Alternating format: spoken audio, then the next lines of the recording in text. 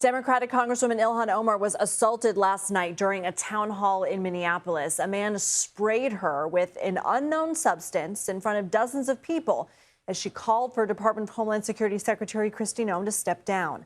The man was quickly tackled to the ground. Police say 55-year-old Anthony Kazmierczak was booked for third-degree assault.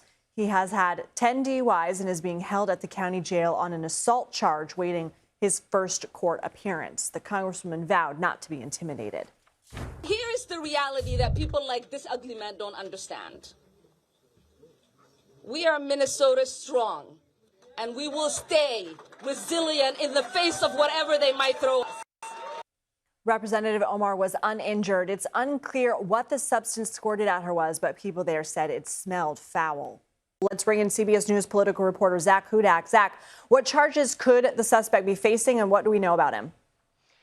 Lindsay, we know, as you said, that the suspect's being held under suspicion of third-degree assault. That is, frankly, a relatively minor charge. It carries a sentencing maximum of 5 years in jail. Now, U.S. Capitol Police, on the other hand, say they are working with federal prosecutors and plan to pursue the most serious charges possible.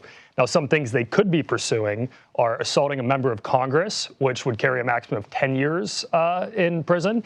They could also be pursuing assaulting a federal officer, which this could be argued was a case of because Omar was conducting a town hall, an official duty of a member of Congress.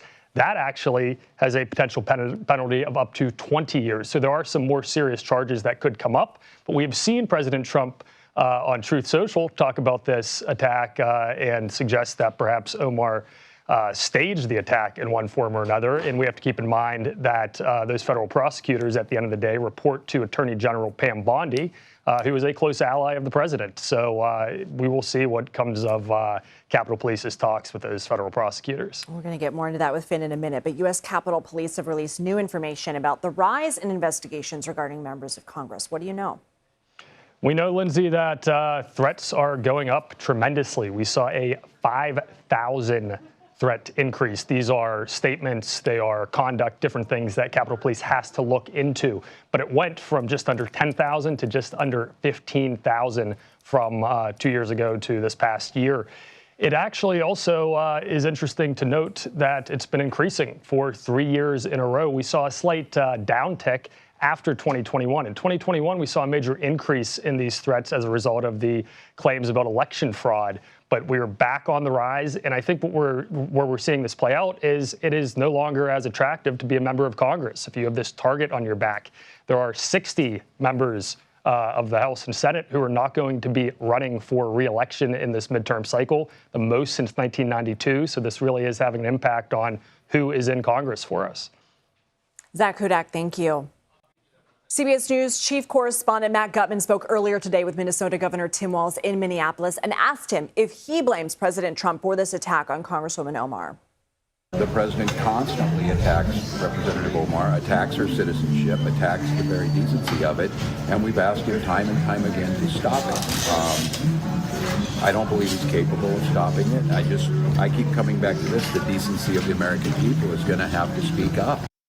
Here to discuss this and more is CBS News political director Finn Gomez. So as Zach mentioned in an interview with ABC News last night, the president said, quote, she probably had herself sprayed knowing her.